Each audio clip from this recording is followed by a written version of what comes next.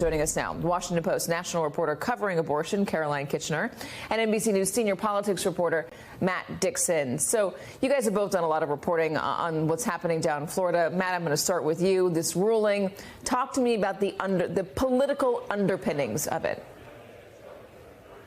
Yeah, it's a huge win for Democrats here in Florida who haven't had a win in, gosh, a decade or more.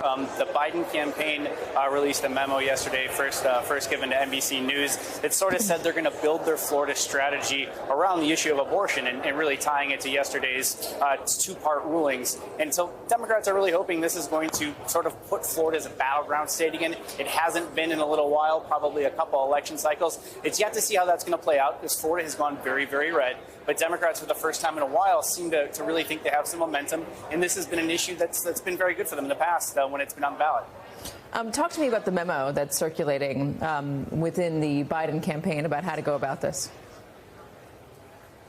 Yeah, I mean, the Biden campaign has really stressed that that they're using the restrictive 6-week stuff to really talk about how important it's going to be in November when it's on the ballot. If it passes, it needs 60% to pass, so it's a pretty high bar. But they're going to use both prongs of this to sort of both motivate from an organizing perspective and get Florida really kind of back on the map nationally. The state has really fallen off the national radar going back to maybe 2016 when President Trump first won the state. So I think the effort is to sort of amplify and lift Florida up again. Now we'll see if the money follows because it hasn't been here recently. All right, let's play a little bit of the reaction from Florida. Let's start, Caroline, with some women reacting to this Florida State Supreme Court ruling. I think it's really sad to even think of having the option to have an abortion in our state. I think that people should have more morals. I've got a daughter, so I want to, also I'm her advocate, and now she's of age to vote too. So I'm hoping, she exercises that right. But that's a big deal to both of us.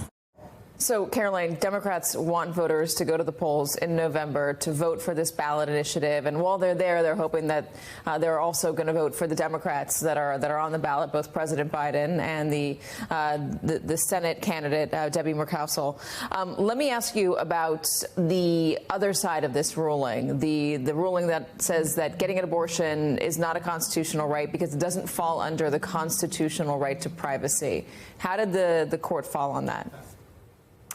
Well, the court said that there is no right to abortion in Florida's Constitution, and that is going to trigger a 6-week abortion ban in the state, which, I've been talking all morning, all night to abortion providers, not just in Florida, but across the country, who are really having a hard time putting into words the impact that is going to have, not just in Florida, but really across the entire country. There are 80,000 women that get abortions in Florida every year, which is far more than any other spanned state that we have seen so far. So really the ripple effects of that ruling are going to be massive. And you're going to have voters living with that on the ground reality for 6 months before they get the opportunity to vote on it. Yeah, and let's see what the consequences of that are come November. You can see in that map we just had how abortion has been changed all around the country. When you're talking about having a 6-week ban in Florida, it's not so easy. The state's also very big, but it's not so easy to drive to another state to get access because, Caroline, the states around it have very limited abortion allowances as well. Let me play a doctor from Florida today talking about how this might impact health care. We actually know that we are doing harm to our patients by banning and restricting abortion. And it's challenging. I think from the community, our big ask is leave this to healthcare providers and patients. We're looking at abortion deserts where people, if they have the means necessary to travel, will have to go elsewhere for their care. Do you think women will die? Absolutely. That was at a reproductive freedom hearing in Fort Lauderdale. Caroline, how is this news being taken among, more broadly, the medical establishment within Florida? Well, I just spoke last night with a woman that I interviewed extensively last year for a story who almost died because she had a pregnancy complication at 16 weeks of pregnancy, and she was turned away from the hospital. And she was just distraught to hear this and just terrified about what it would mean for other women in circumstances like hers.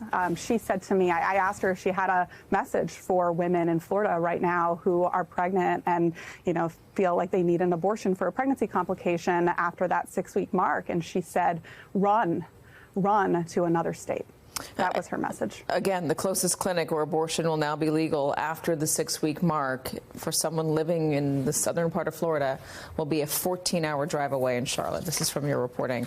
Caroline, thank you. Matt Dixon, thank you as well. Hey, everyone. MSNBC has a new and improved app. You'll get real-time alerts and analysis, live blogs, in-depth essays, video highlights, and the best 2024 election coverage. Download the new MSNBC app. Here's how to do it. You tap on the App Store on your phone, you hit search on the bottom right corner, you type in MSNBC, you click on the MSNBC app, you click on Get or the cloud icon, and enjoy it.